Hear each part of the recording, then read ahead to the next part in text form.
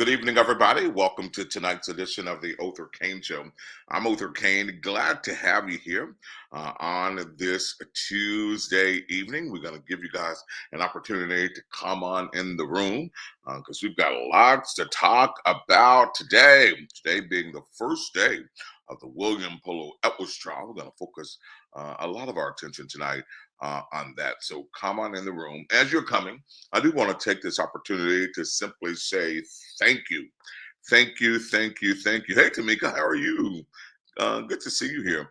I do want to take this opportunity to simply say thank you, thank you, thank you, thank you, thank you, thank you, thank you. Your support for this show has been incredible. We are so incredibly grateful. We're so incredibly thankful to all of you. Um, Big, small, whatever your contribution has been to the Othor Cain Show, please know that we are extremely, extremely, extremely grateful. In fact, we cannot do this without you. It is absolutely, virtually impossible. And I was trying to think of what a kid, one of my mentees at Walton Elementary School said when we were doing some math problems last week. He didn't say it was virtually impossible. He said something far more prolific and impactful than that. But it was so funny and it just came out of nowhere. But that's what he meant. In essence, we literally cannot do this without you. It would be virtually impossible for us to do that. So thank you. Your donation, big, small, helps us keep this show going. It provides us with resources to really make a good show. Man, Rashad, I knew you would be here early tonight, so I'm glad you're here. I'm glad you're here. Freda, good evening to you. Barbara, good evening to you. So thank you guys. Come on in. We appreciate you being here. We're going to get into our conversation in just a little bit. But listen, feel free to donate to us. We are independent media. We are independent media, so feel free to donate to us. Our Cash App information is there on your screen. Cash App, the $ Othor, Othor Cain, Cain, and that QR code's there as well. So donate again to the show, $ Othor Cain. We are grateful and we are appreciative of all the support that we get. Sean, good evening to you, buddy. Good evening to you. Good evening, everybody. So we want to give a few more folk an opportunity to get in the room. So as the old folk would say, come on in the room, right? Come on in the room. And then we'll be getting started with our conversation in just a little bit. In just a little bit. Like I said, we're going to give folks just a few more minutes to get in. But we do want to talk about the first day of the William Polo Edwards trial. But I kind of want to talk a little bit as well about the runoff elections.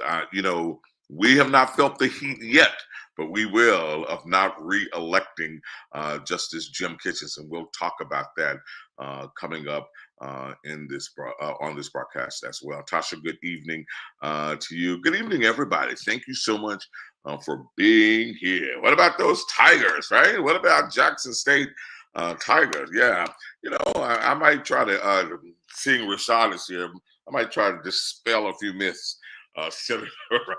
I'm just kidding, centered around that. I am looking forward, though, to going to Atlanta this weekend, kind of hang out with the Tigers at the Celebration Bowl. So I am kind of looking forward to that. Let's go on and jump in. And so we'll just allow folk to get in where they fit in.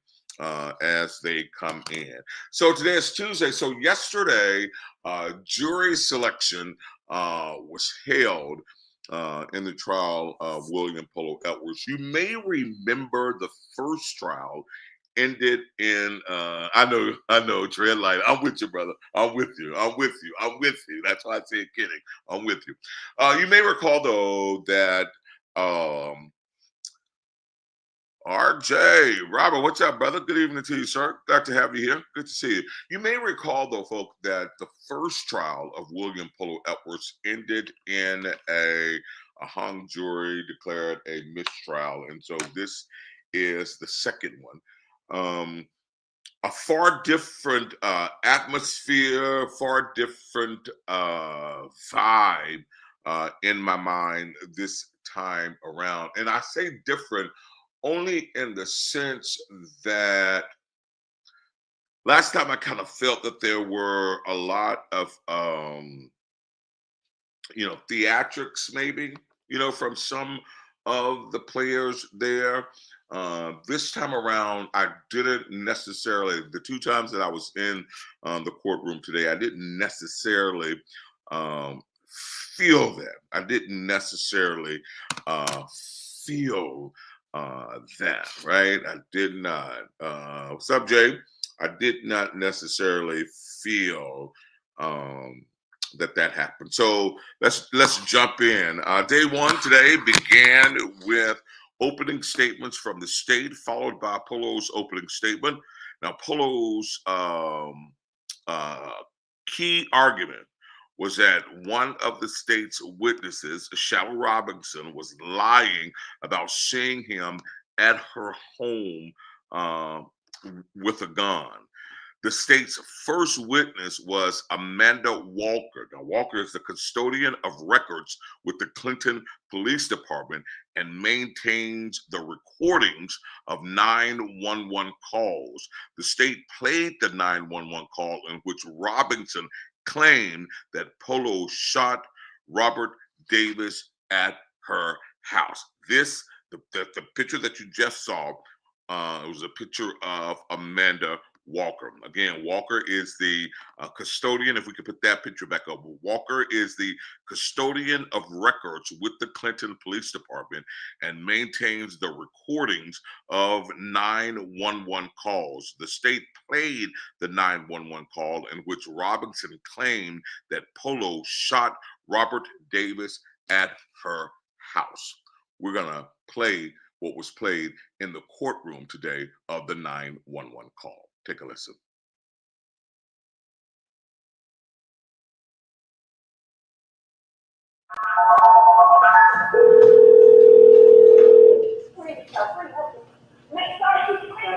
Over there. 911. Hello. What's going on?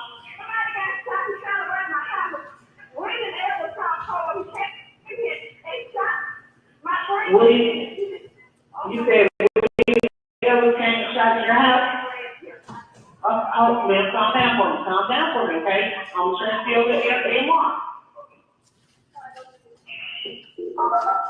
Hannah Drive, we ever shot in our house and shot somebody. Ma'am? AMR, emergency, what's the emergency? AMR, 216 County. Okay, so. Hello, ma'am. Get on the phone with me. Get on the phone and talk to me, ma'am. AMR. Hello. Okay, what we got? It's 216 County Drive. 216 County Drive. Yes. Okay. I'll let you on the we are right. Can you, okay, ma'am? Okay, listen, ma'am, I'm trying to get some information, ma'am, listen, you said the police are not helping, where's the person that shot? Ma'am.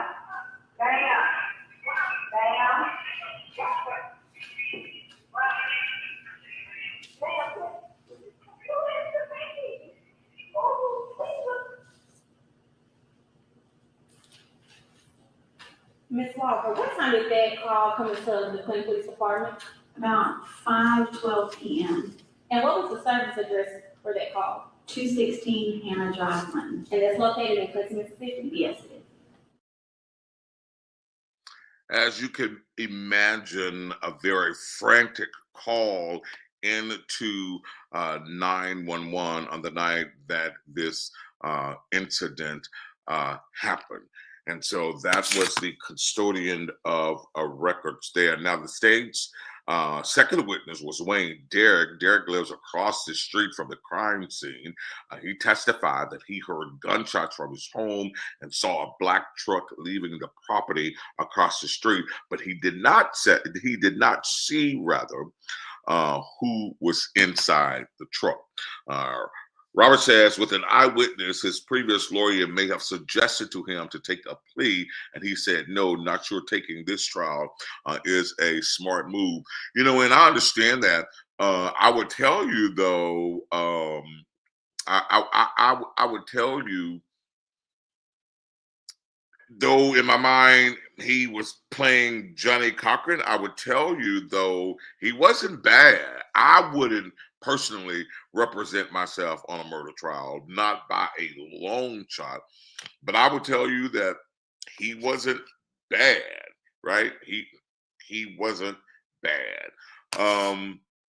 And again, in my mind, his biggest argument, Polo's biggest argument, is that Shadow Robinson was lying about seeing him at her home with a gun. And I sat in and heard her testimony today. She was direct. She was solid. She stuck to her talking points, right? She did not stray. I was impressed with the fact that she did not allow she did not allow Polo or his friend or the person working with him, because although he is trying he's leading his own legal efforts, there is an attorney there with him as well, but she didn't allow that attorney to choke her up. Didn't allow him to give her an opportunity to misspeak. In fact, when he said something that was contrary to what she had said to the state, she corrected him on it, right? She was solid. She was absolutely solid in my mind. She was solid about the kitchen being off from her bedroom, about her having the ability to be in her bedroom and being able to see the driveway from her bedroom. She talked about most of the bedrooms in her home had whatever kind of doors she mentioned. I can't remember that, but you could see, right?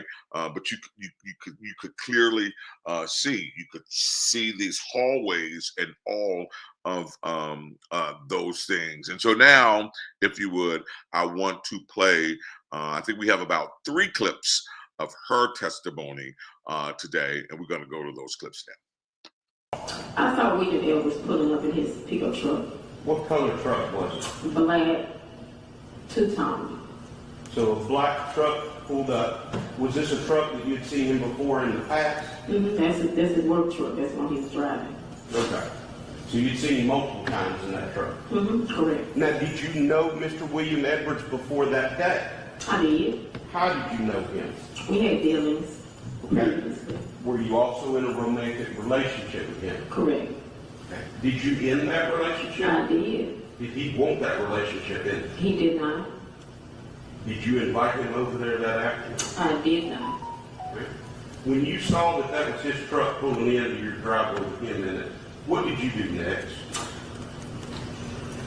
I got up and I said something to Robert. I just went in the kitchen where he was and told him that I couldn't believe. I told him, you won't believe who's pulling up in my yard. Okay. And what happened then? He stopped cooking. He just stood there and he was like, who? And I'm like, Polo. And he said, well, I have it. Let me have it. And I told him, no, don't, I will. Don't have it. I will. Okay. Where did you go then? I wasn't going to the door. I went back to my bedroom. Okay. All right. And as you went into your bedroom, what did you hear or see next? I heard just rapid firing, continual firing, just. Firing with what? Oh, a gun. I heard gunshots. Okay. In your bedroom? Correct. And where did you hear this firing? Where was it located in your house? It was coming out, yeah, of course. I looked back and I saw the sparks coming out the hallway. I'm gonna go to the next one as well. Coming out the hallway, the back hallway. Okay. Which led to where? The driveway. Led to a door to the driveway? Go to the correct. And is that where you saw Mr. Edwards pull up in the truck? Correct. Okay. What did you do after you heard this rapid fire gunshots? I didn't see Robert anymore, so I took off running back that way toward it. Okay. What did you see? I saw Robert laying on the floor. His foot was holding the door open, kind of sort of. He was laying flat on the floor, and William was standing over him with a gun. Okay. Could you see what was going on with Robert while he was laying down? Yes, Why was he laying down? he was dying. He was shot. He was bleeding. Yeah, he was gurgling. And who was standing over there? William Edwards, What was he holding? a gun. Did you hear Mr. Edwards say anything after that? I did. What did you hear? He said, "Motherfucker, now." What did you do after that? He put the gun in his waist. He didn't run. He was just calm. And he turned. He took a step back. He took a step forward, and he just turned around like and walked away. I jumped over Robert and slammed the door at that time and locked it because I didn't know what he was. I didn't know if he was gonna shoot anymore, or did he have any more bullets, or did he have another gun, or was he gonna reload? I didn't know. Where did he go after you shut the door? He got in his truck, What did he do? started slowly backing out the yard. What did you do then? I called 911. All right, and one more, and then we'll continue our conversation.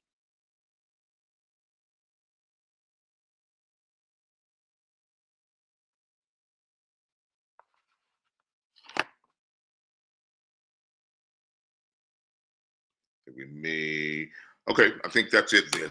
And so, listen, let me set this up so that we can have a real conversation about it.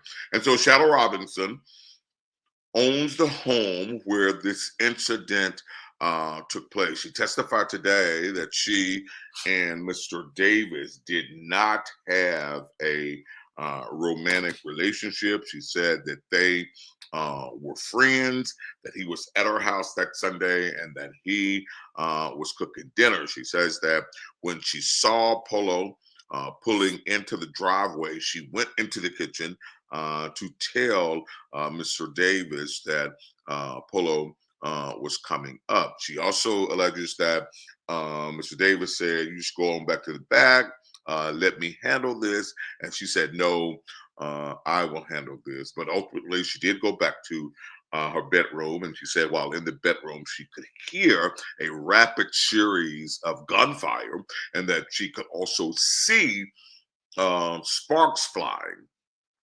Right. She said that she could see the sparks fly, perhaps from the bullets ricocheting, on the wall or whatever it hit in the hallway. And she said the damage that those bullets caused, whatever they hit in the hallway, is still there. So she says that she could see sparks flying from that. She did, however, under cross-examination, admit that she never saw Polo actually pull the trigger. However, she did say that when she went back to the hallway, she saw Polo standing over Mr. Davis, and that's when he used those, that language, say MF.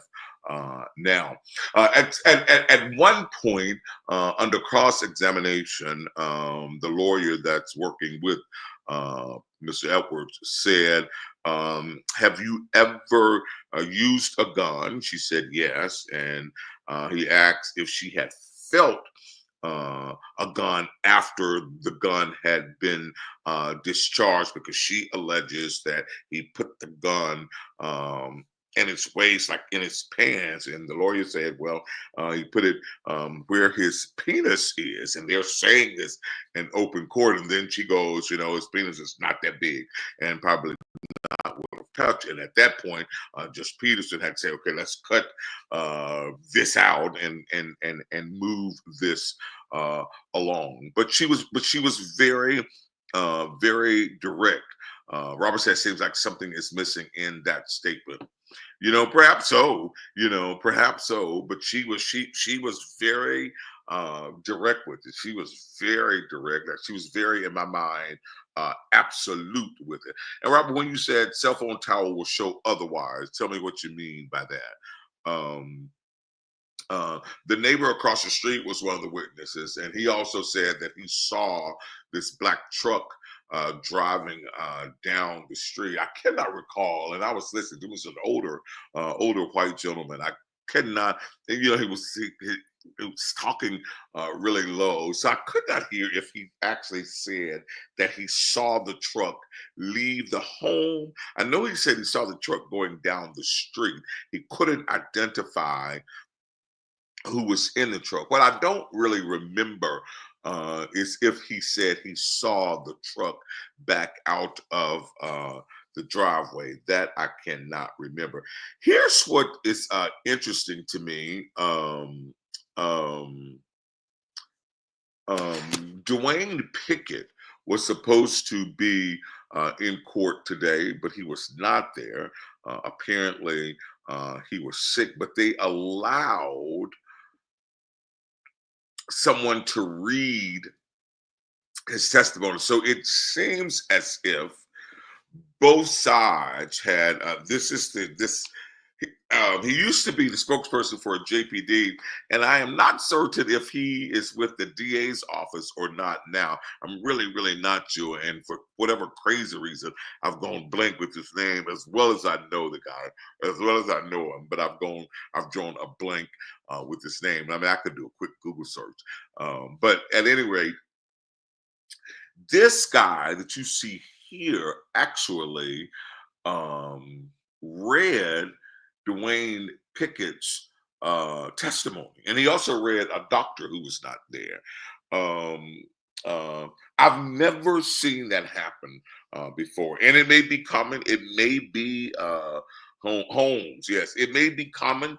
It may be a common practice, but I've never seen it until today. I've never seen it until today, and so he read. So it appeared that both sides had an opportunity to talk to Pickett, and both sides also had an opportunity to Roger Holmes, as well as I know the guy, and I went blank. Roger Holmes, he used to be the spokesperson for the Jackson Police Department. Very sharp guy to me. Like him a lot, but totally went blank. But no, that he is not Dwayne Pickett, but Judge Peterson allowed him to share Dwayne Pickett's testimony and another witness's testimony. So I will say this because like I said, I had not seen that before, but here's what I learned. Because it was a retrial, right? Because it was a retrial, the judge did allow the transcript to be read as evidence from the first trial. So I assume that this was information shared from both of those witnesses from the first trial. The reason the doctor was not there because she was having her baby today, so quite naturally she couldn't make court, and we were told that Dwayne Pickett was sick and could not be there. But Roderick Holmes read their testimony. In fact, he got a little tickled one time when they referred to him, as pastor. Now, I wondered at one point if either side strayed from what was written, on the transcript. And I could tell at one point that one of them did, or both sides did at one point, stray from the written transcript, because clearly Roderick turned to Judge Peterson, to show her where they were in the transcript, and also at the time that they strayed, the opposite side objected to it. And so I had never witnessed that, but because, again, it was a retrial, Judge Peterson did allow that to happen. Can I just pause for 1 second, though, and go here? So just bear with me. Listen. I don't know if any of you have ever sat in Judge Peterson's courtroom. And I don't say this because I've known her for a very long time. Well, and maybe I do say it because I've known her for a very long time. In fact, we were in high school together. So maybe I do say it because I've known her for a very long time. And I know of her demeanor, and I know of her matter of factness, and I know of her intentionality, and I know of her no nonsense approach, right? So I know those things, and I've known those things about her for a very long time. And so if you've not had, the privilege of sitting in her courtroom as a spectator, if you've not had the privilege of sitting in her courtroom as a spectator, you should really do that. She is such a no nonsense kind of judge. But sometimes when you think no nonsense, you think of this very stoic, this out of touch person, right? You think of an old fogey, right? Not Judge Peterson. She is no nonsense. She's a matter of fact. There's no foolishness in her courtroom at all. But she has the innate ability to make everybody feel comfortable, in her courtroom. She has the ability to make everybody feel comfortable. And I think that's what I appreciate most about her, right? That's what I appreciate most about her. She's firm, but she's fair, right? It's a no nonsense approach, a no nonsense approach to the proceedings, but it's non-threatening, right? She has almost like the perfect balance of firmness and fairness. You know what I mean? It's almost magical to witness that. It really is almost magical to witness this strong arm in control of a courtroom, yet she makes everybody feel at ease, right? She makes everybody feel at ease. And so she originally said that there would be no live streaming, but I am told that the latter part of last week she decided to allow the television stations to do that. And let me tell you, she runs a tight ship. So I turned my phone off because I was not working in my capacity as a journalist when I was there. I was just observing. I should have been working as a journalist because I knew I was going to come here and talk. So I should have been working as a journalist this morning, but I wasn't, and I was not going to pretend that I was. I may change my approach tomorrow and work as a journalist, but be that as it may. But let me tell you about the tight ship. So I wasn't working as a journalist this morning, and I sat, in the audience. And so I actually turned my phone completely off and put it in my pocket, right? My phone was hanging out of my pocket, and we were even in recess, right? The court was in recess, but my phone was hanging out of my pocket, and so I grabbed it and adjusted it, and the bailiff was standing right there and said to me, "Judge Peterson, don't want any phones in this room," right? And I was like, "Sir, my phone is off. It was just falling out of my pocket. I was just trying to adjust it." I say that because Judge Peterson, is precise, and folk respect her. folk respect her a lot. Folk respect her a lot. She really is a no nonsense kind of person, and I can absolutely appreciate that. So someone asked me, so what are your overall thoughts about the trial?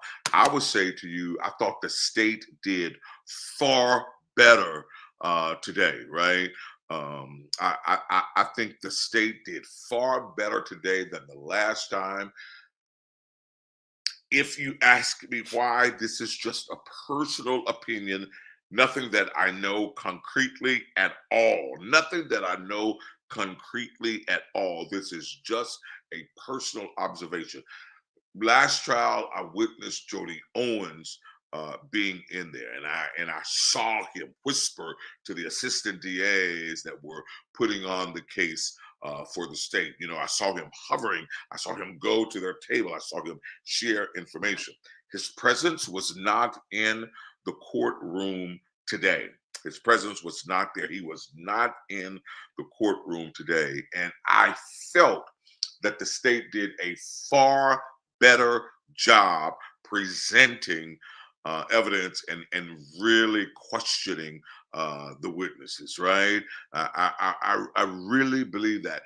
I have no proof he's not involved. I don't know that he is or isn't. I have no proof one way or the other. I just know he wasn't in the courtroom today, and I could see a different, or I could sense a different vibe from those ADAs that were putting on the case for the state. I will also tell you that I thought the jury was extremely attentive to the process today. They were engaged. I was trying to count as they went out the number of men versus the number of women on the jury. And I attempted to make a mental note of the number. That didn't work out too good. But I think I counted 5 guys there. I think I counted 5 guys, males, as a part of the jury today. Because, honestly, the makeup, the numbers, the makeup, in my mind, can affect the outcome of a case, right? I think it plays a part. If memory serves me correctly, but don't count on it 100% tonight, but I think I counted 5 males in that jury pool. Let me say 3 men. That's interesting. Only I swear I counted more than 3, but then again, my mind is a little bad. But they were very, very, very attentive today. They were very, very, very attentive. 4 men, 10 women, 4 men. I would assume, some of those are alternates, right? I would assume some of those are alternates, but 10 women, 4 men. I know I counted 4 or 5 men walking out there. And Melinda says hers report was per WLBT. Thank you for that. I appreciate that. But 10 women, 4 men. But it's very interesting. It ended early today, before 5 o'clock today, and the trial will resume tomorrow at 9 a.m. 2 male alternates and 1 woman alternate. Got it. 2 male alternates and 1 woman. Okay, that makes sense. Very good, Belinda. That makes perfect sense. That makes perfect sense. But yes, so the trial ended before 5, and it resumes in the morning at 9 a.m. And I'll be there in the morning for the first part of it. And got meetings midday tomorrow, so I'll be there for the first part of it. Hopefully, we'll be able to get back there before it ends. But the vibe of it felt different today. The vibe of it felt different, and I will even say, for me, in my mind, I would never try to represent myself. I just don't think that I have the wherewithal or anything to do it. but I would tell you that I don't think Polo did a bad job.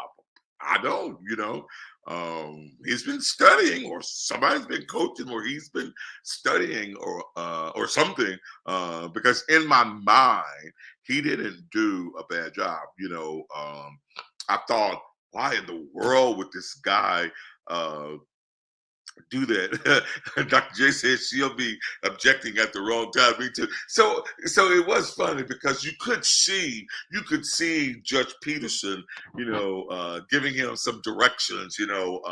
Like at one point she harbored, "Oh, ask a question. Don't make a statement, but ask a question." And so he would kind of figure out, you could see him trying to figure out how to put his thoughts into a question. You could see that he struggled with that a little bit. But again, overall, I really don't think, honestly, I really don't think he did a bad job. You could see him with this thick notebook, and you could see him going through it and really reading. So I'm telling you, he seemed versed. He seemed well versed.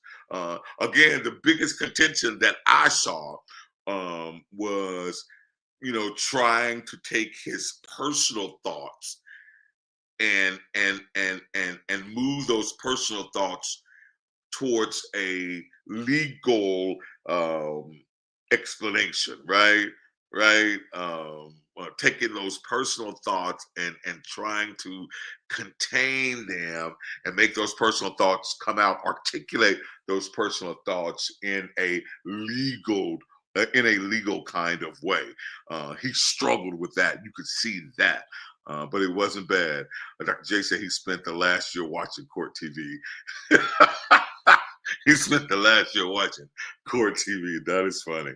But, those are my observations. The decorum in the courtroom was solid. It was on point. Again, Judge Peterson is a no-nonsense kind of judge. And I think that you have to give respect to garner respect, and certainly Judge Peterson gives that respect, and she commands that respect in her court. And she sequestered the jury, which I thought was a really, really good idea, from shows like this one, and other social media accounts and undue influences, right? So she sequestered the jury so that they won't be exposed to the likes of me, and the likes of other commentators, and even, mainstream news outlets, right?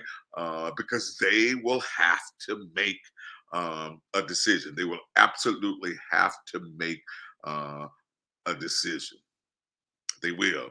And so she wanted to, as best she could, protect them from outside influences and undue influence, which again, in my mind, I thought was a really, really, really smart thing to do. All right, so that's what I have about day one. If you have any questions, I'll try to answer any questions that you may have, and then I want to just talk about a couple of things and then get out of here. So if you have any questions about what happened today, as best I can, I will try to answer them, or at least find the answer for you if I cannot answer your questions tonight. Right, I would definitely try. I would definitely try. I remember the first trial. It was like watching the O.J. Simpson trial. It was like watching the O.J. Simpson trial. Everybody was glued to the tube, right? Everybody was glued to the tube. I don't know that this one has gotten that kind of traction like the first one, but I do know people did indeed tap in. Because even when I had to leave, I was on WAPT's site watching when I was in other meetings, having the phone down here, trying to peep down, making sure that my phone was muted enough or barely audible so that I could hear some of the things that was going on. So no questions? Everybody's good? What do you think? Um, Yolanda says, I couldn't work the first time for watching the trial. You and a whole lot of other people, I don't know why Judge Peterson, said that she was not going to allow live streaming, and then later she changed her mind. But I remember some of the foolishness that came, out, like, people started making memes of her, facial expressions, and other things. It became crazy, right? And so she said none. But then late last week, she did allow TV stations to do that.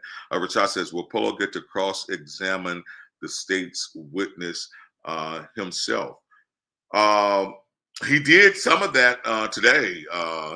One of the persons that he cross-examined was the guy who was with the Clinton Police Department at the time, who did the investigation, and he is now with Capitol Police. I can tell you his name. Hold on 1 second. I can tell you his name. Robert Watts. Investigator Watts was with the Clinton Police Department at the time. He retrieved items from the crime scene as well as from Polo's truck and home. Watts testified he found a weapon holster, a gun cleaner, a manual for a 9mm gun, and a gun case with a magazine inside at Polo's home. The same brand and type of bullets found at the crime scene were also located in Polo's home and truck. And so he did cross-examine him. Now the attorney that's connected to Polo cross-examined Shadow Robinson, and I had wondered if Polo was going to cross-examine him, right? Tommy says, I was like, she went and got her hair done, cause those memes last time was crazy. Who, you mean Judge Peterson? Is that the she you're referring to, Tommy? But those memes were they were awful. They were awful, and not only were they awful, but to me they took.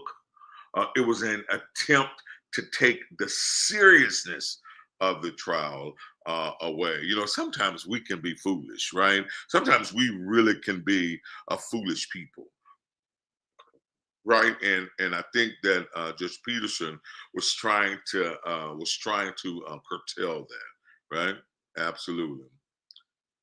Rashad Williams says, God is still in the blessing business. If a significant monetary amount is raised, will your fantastic producer make a compilation video of his crosses? I really cannot stand you. I cannot stand you. But the answer is yes. Why don't you lead the way? Okay, bye. Why don't you lead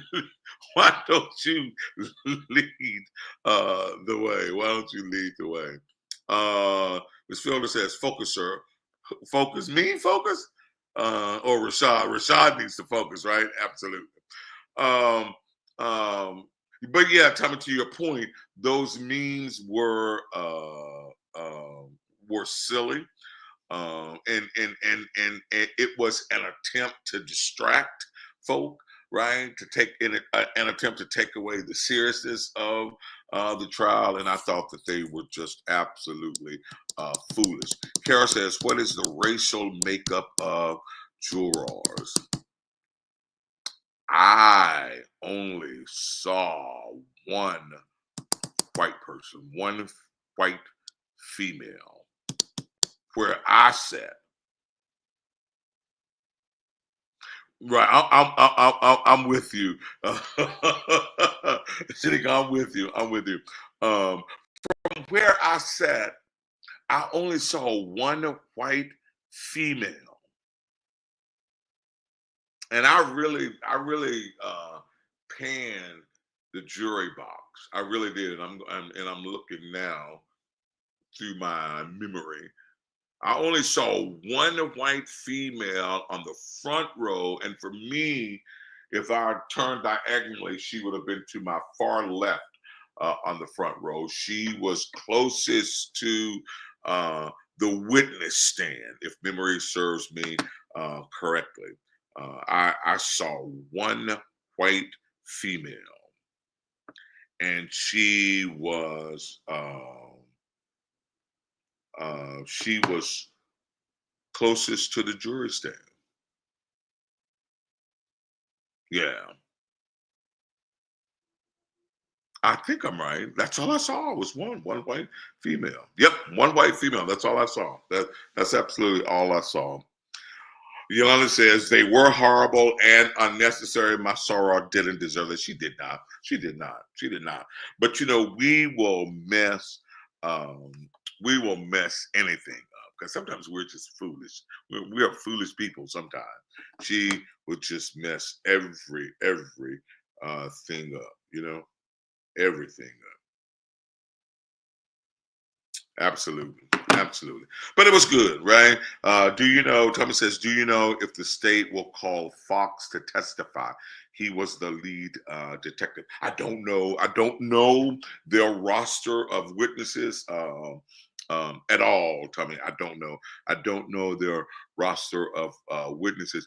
But I will tell you this. I would like to see that. I have always wondered about the role Fox played in that situation. I've never had an opportunity to ask him, but I've always wondered that because I know that he had, you know, some kind of communication with him. I don't know any of those details, but um, to your original question, I have no idea if the state will call Fox to testify. I have no idea, no idea whatsoever. Um, I have no idea. Fox was not the lead. I am learning now that he was not the lead. Barnett was the lead. Fox was not the lead. But I have no idea if they'll call him. But again, finally, you know, to that, um, it's kind of weird to say it, but it was a good day to me in court. That sounds kind of weird talking about a murder trial, but it was a good day in court. It really was. All right. So if you guys don't have any more questions about the case, or if you do, post them now, and you can post them, you know, even as we transition into another conversation, real quick. Let's see. Somebody's sending a text. Is it true that the woman in question has murdered before? Oh, I'm sorry. I don't know why your question, I'm sorry, didn't show up. The woman in question. So let's start with that. Hold on. This has nothing to do with the trial, but will you please go watch that? Okay, I can't read that now. Tell me, I'll read it though, and I'll respond accordingly. I want to respond to a text that I got. So he says, I have a question, but it keeps getting erased. I'm not sure why it's getting erased, but is it true that the woman in question has murdered before? So that's a great question, Larry. That's a great question. I would tell you that her history is not on trial. So, but she's not in question. Her name is Shadow Robinson, and so this trial is about whether or not Polo murdered Mr. Davis, and Judge Peterson was very clear that Miss Robinson's past would not be on display to confuse the jurors because her past is not on trial. But yes, she has. To answer your question succinctly, yes, she has. Right? She has. She did kill someone. But Judge Peterson was very clear, very direct that her past. It's not on trial here, and so she would not allow them to suggest, to talk about anything relative to her past. But yes, yes, yes, yes, yes, yes. All right, Bunny, you have a question?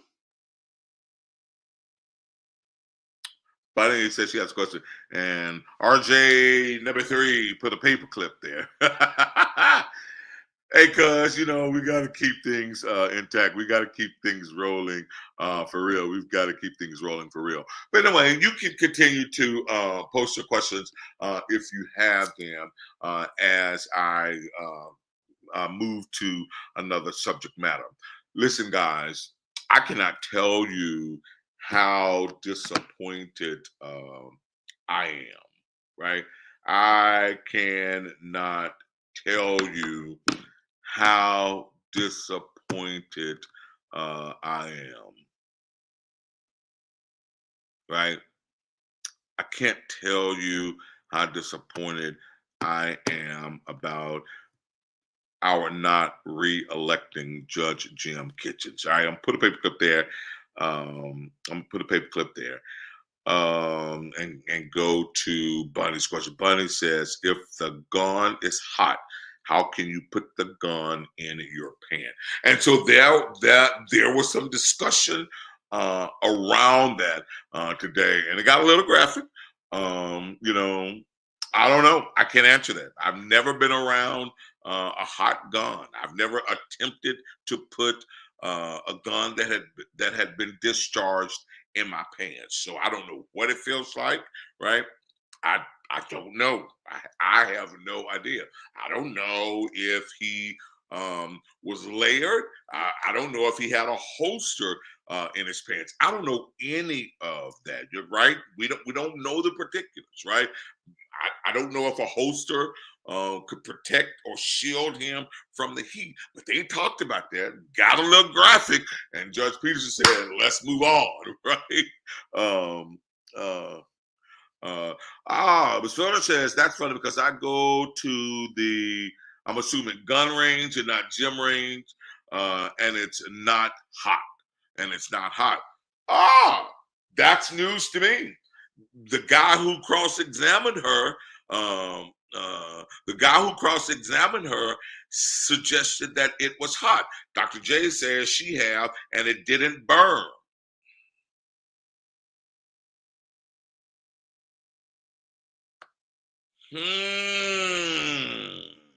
Interesting. Interesting. Interesting. When the guy asked that question and said that it was hot, I just assumed he was right. I just assumed, oh, the plot thickens. I just assumed it was hot. So you can shoot a gun and put it there, and it's not that hot at all. Cuz says not hot at all unless somebody's shooting with the switch, which is illegal, he said. Very, very interesting. Very interesting. Very interesting. There was a comment Ms. Felder made earlier that I missed, and I wanted to go back to it. So I learned something tonight. You guys are the absolute best. You're the absolute. Another distraction, though, her ex-husband. We get caught up in distractions as viewers, make for good news. I agree with you. I really do agree with that. I really do agree with that. And I think that's why Judge Peterson was so firm about her past not being mixed up in this trial. She was very very firm with that. She was very, very, very, very firm with that. But this is interesting. You guys are the absolute best. Let me just say that.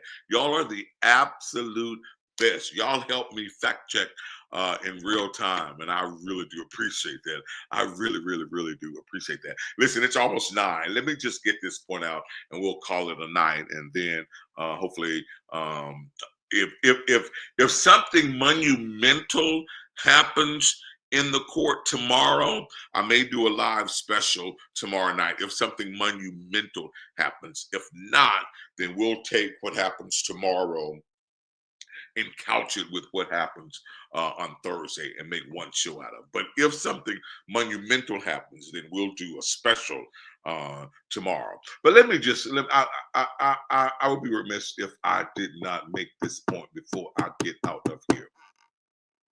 Black folk, black folk.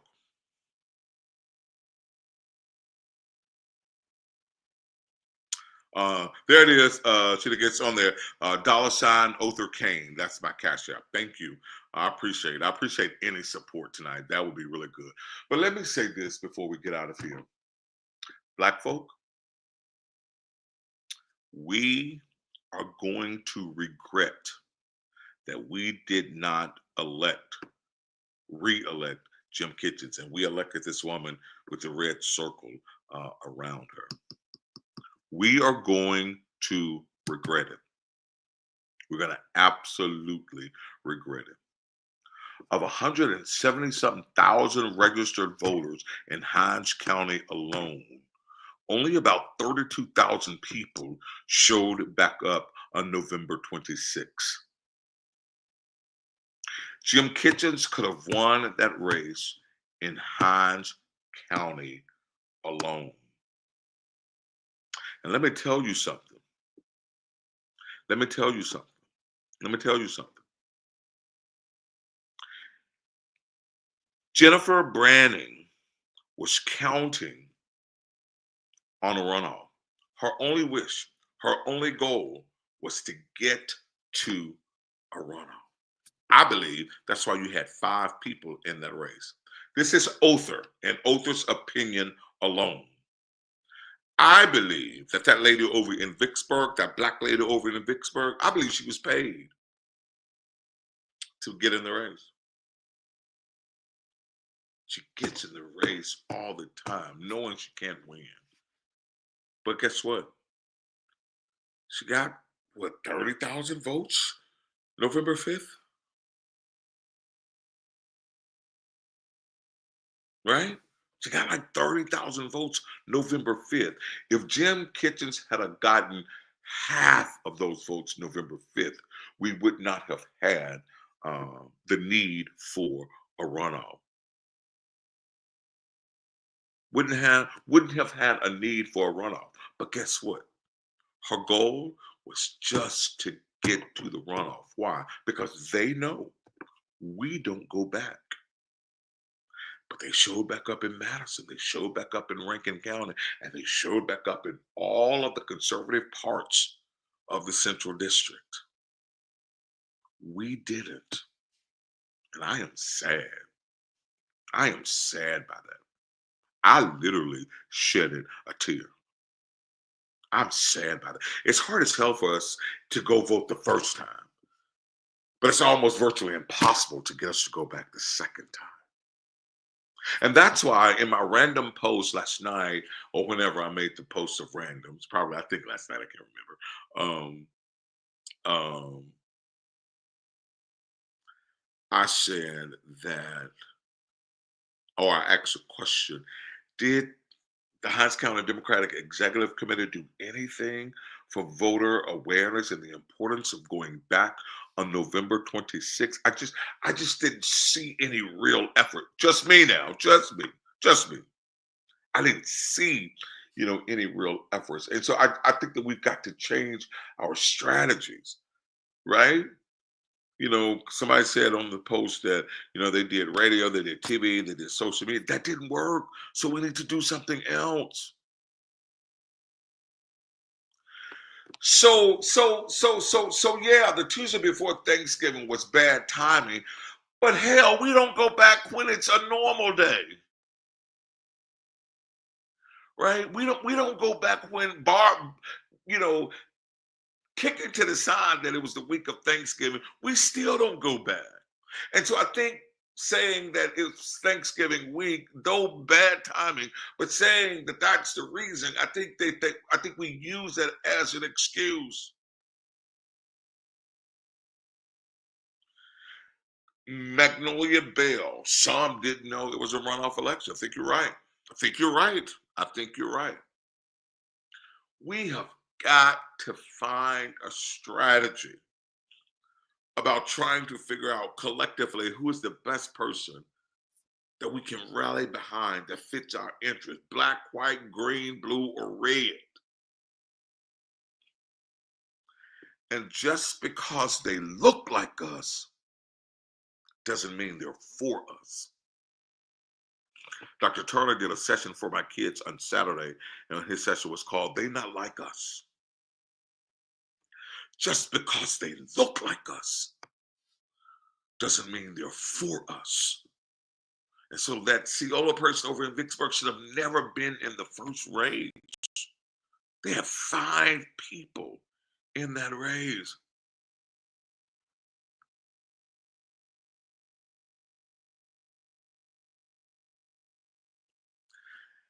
And Jennifer Branning, she just wanted to make it to the runoff because she knew, and her team knew, that we don't go back. And they played on that. They played on that big time because all of them went back and showed up. Hey, Miss Essie, how are you? Same here. Same here. Same here. We got to do better. We've got to do better, man. We've got to do better. Skin folks, not always kin folks. You got that right, Roderick. You got that right. We've got to do better. They played us like a fiddle. Yeah, Thanksgiving week was bad time. And I get all of that. But that's just an excuse. Because even if it wasn't Thanksgiving, statistics show that we don't go back. And we are going to regret it. Judge Kitchens was right there at becoming senior status on that court.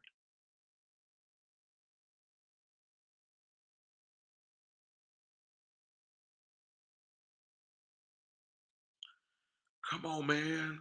We've got to do better than what we're doing. And we are going to regret not re-electing Jim Kitchens. You're going to feel it.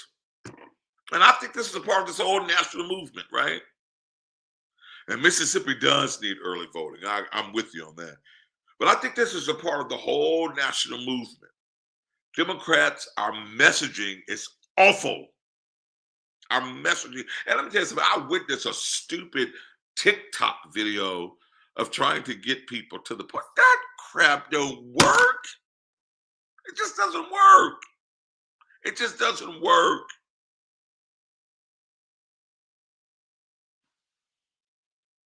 And the numbers prove it. The numbers prove we've got to figure out what to do.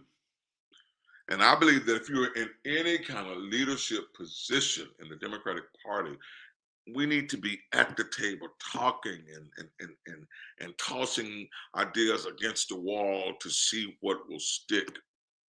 We've got to do better than what we're doing, folks. We've got to do better than what we're doing. And we are going to regret not re-electing Jim Kitchens. Big shouts out, though, to Yemi Kings, who won his municipal court race in Hinds County. So big shouts out to Yemi. I'm looking forward to your leadership and what you will bring to that bench. Very, very much so looking forward to it. But, you know, we've got to do some educational things on this broadcast about elections. And I don't even have time because it's time to go. We're way past time. I don't even have time to talk about the disappointment that I have in the Hinds County election commissioners. That's a whole nother show. I believe that the elections are soon going to be taken over in Hinds County. I really believe that. I really, really, really, really believe that. I believe it. I believe it. I believe it. They're going to be taken over. I really believe that. Hey, Yemi is on tonight.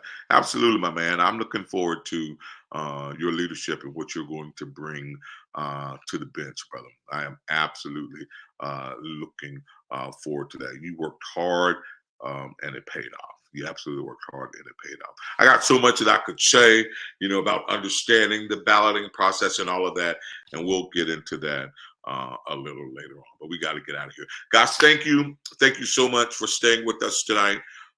Thank you for your engagement, your participation. Thank you for your donations, your sponsorships. I absolutely do appreciate it. Marcus, you're right. Marcus says, "Yes, Lord, got to educate our people, man. Elections are not popularity contests." You're absolutely right, and we got to get past that mentality. We've got to get past that mentality.